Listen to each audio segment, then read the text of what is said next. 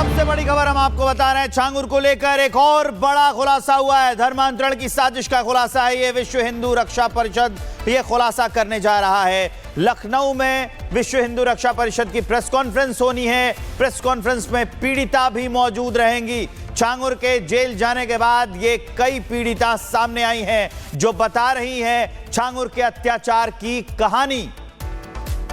सुबह 10 बजे का समय होगा, यानी कि अब से करीब 3 घंटे के बाद यह प्रेस कॉन्फ्रेंस होगी और छांगुर के काले करतूतों का राज खुलेगा। क्योंकि छांगुर जब से जेल गया है अब वो पीड़िता और खुलकर बोलने लगी हैं। धर्मांतरण का सरगना छांगुर जब से पकड़ा गया है, पीड़िता तो उसके खिलाफ बोल ही रही है, लेकिन उसी वक्त से इसको लेकर नए नए खुलासे हो रहे हैं। उसके करीबी पकड़े जा रहे हैं। देश विदेश से जो फंडिंग का नेटवर्क इसका फैला हुआ था उसका भी खुलासा हो रहा है। इसकी बेनामी संपत्तियों का खुलासा हो रहा है। उसी पर यह रिपोर्ट दिखाते हैं आपको।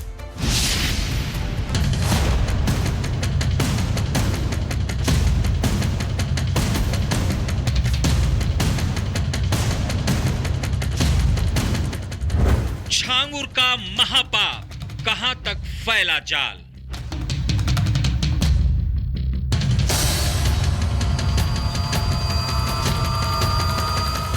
छांगुर का साम्राज्य एक्सपोज, शेल कंपनियां डिकोड।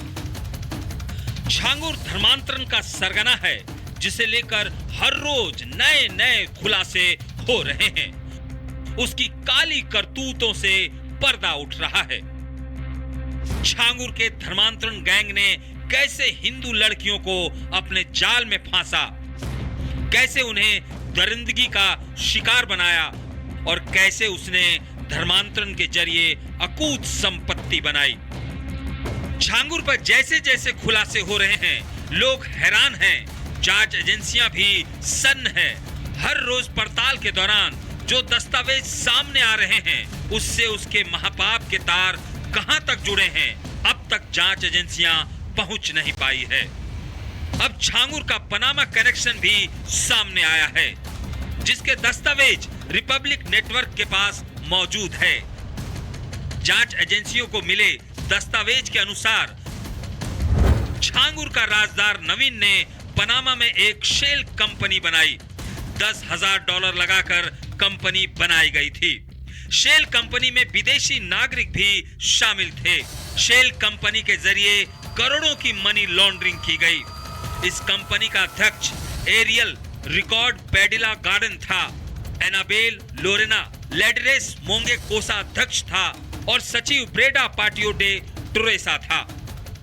ईडी की टीम छापेमारी करती रही और इस पूरे छापेमारी में क्या कुछ ईडी को मिला है, क्या कुछ महत्वपूर्ण सुराग मिला है, वह आने वाले समय में खुलासा होगा कि आखिर ये जो कॉम्प्लेक्स बना है इसमें हवाला का किस तरह का पैसा लगा है, किस तरह से इसमें मनी ट्रेल हुआ है, किस तरह यहाँ पर अरब कंट्री या यूं कहे नेपाल के रास्ते जो पैसा लगा है, जो हवाला के थ्रू लगा है, जिसमें ये लोग रिटर्न जब भरते थे, छांगुर और नीतू नवीन ये सब जो रिटर्न भरते थे उसमें जीरो पैसा दिखाते थे, जीरो गोला।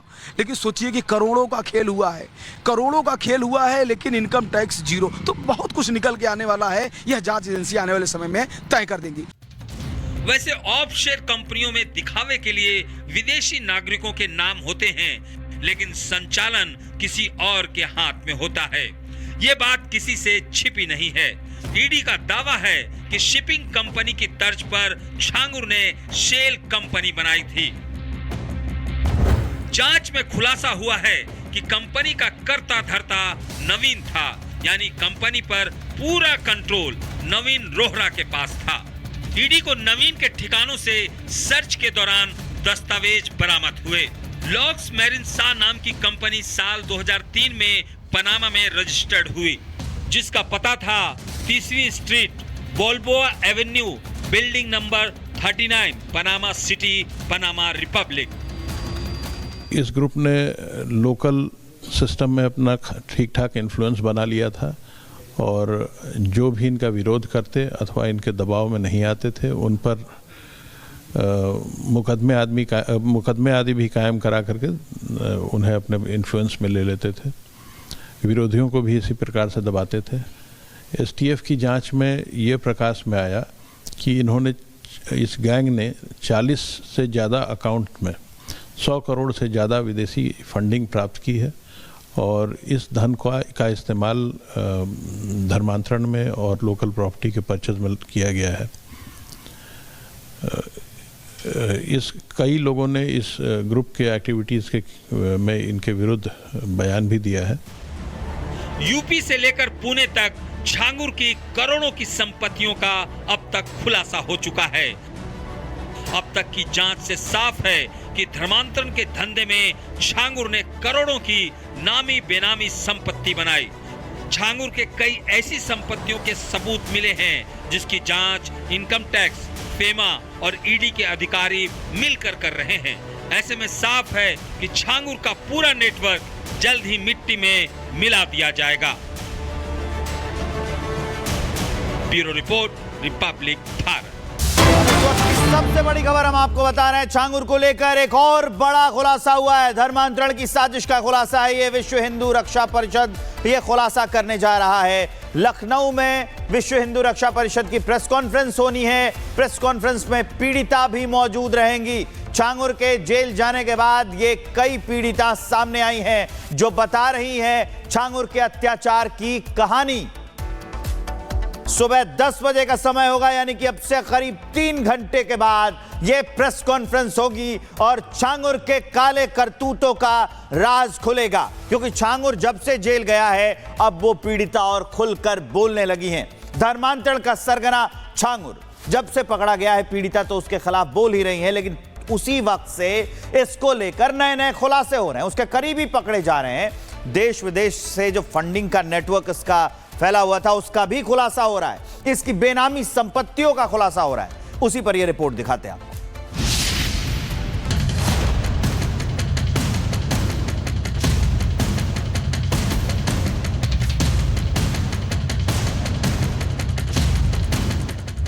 छांगुर का महापाप, कहां तक फैला जाल।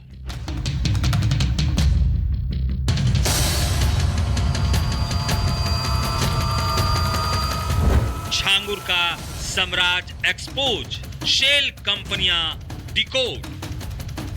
छांगुर धर्मांतरण का सरगना है जिसे लेकर हर रोज नए नए खुलासे हो रहे हैं। उसकी काली करतूतों से पर्दा उठ रहा है। छांगुर के धर्मांतरण गैंग ने कैसे हिंदू लड़कियों को अपने जाल में फांसा, कैसे उन्हें दरिंदगी का शिकार बनाया और कैसे उसने धर्मांतरण के जरिए अकूत संपत्ति बनाई। छांगुर पर जैसे जैसे खुलासे हो रहे हैं लोग हैरान हैं। जांच एजेंसियां भी सन्न हैं। हर रोज पड़ताल के दौरान जो दस्तावेज सामने आ रहे हैं उससे उसके महापाप के तार कहां तक जुड़े हैं अब तक जांच एजेंसियां पहुंच नहीं पाई है। अब छांगुर का पनामा कनेक्शन भी सामने आया है जिसके दस्तावेज रिपब्लिक नेटवर्क के पास मौजूद है। जांच एजेंसियों को मिले दस्तावेज के अनुसार छांगुर का राजदार नवीन ने पनामा में एक शेल कंपनी बनाई। $10,000 लगाकर कंपनी बनाई गई थी। शेल कंपनी में विदेशी नागरिक भी शामिल थे। शेल कंपनी के जरिए करोड़ों की मनी लॉन्ड्रिंग की गई। इस कंपनी का अध्यक्ष एरियल रिकॉर्ड पेडिला गार्डन था। एनाबेल लोरेना लेडरेस मोंगे कोसा अध्यक्ष था और सचिव ब्रेडा पाटियो डे टुरेसा था।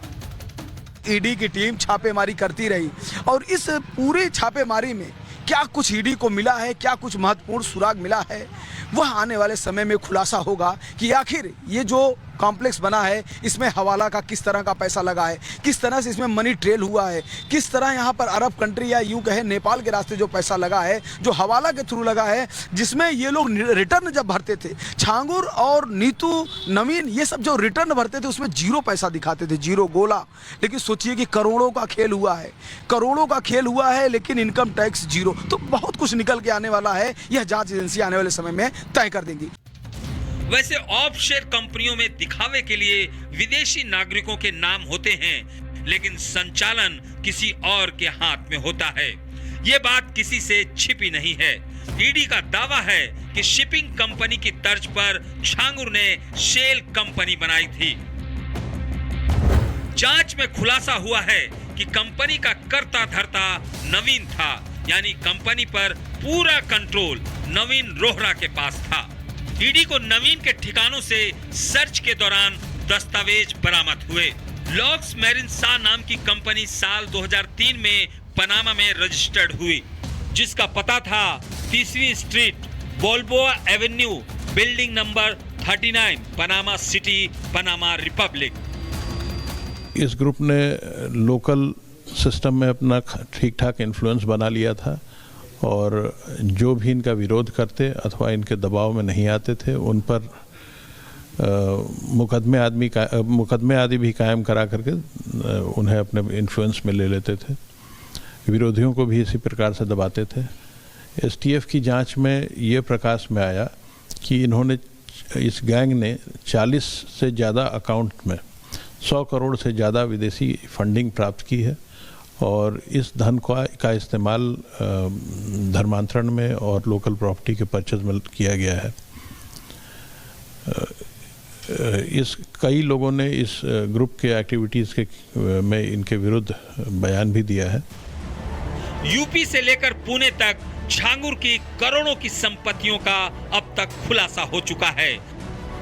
अब तक की जांच से साफ है कि धर्मांतरण के धंधे में झांगुर ने करोड़ों की नामी बेनामी संपत्ति बनाई। झांगुर के कई ऐसी संपत्तियों के सबूत मिले हैं जिसकी जांच इनकम टैक्स, फेमा और ईडी के अधिकारी मिलकर कर रहे हैं। ऐसे में साफ है कि झांगुर का पूरा नेटवर्क जल्द ही मिट्टी में मिला दिया जाएगा। Bureau report, Republic Bharat.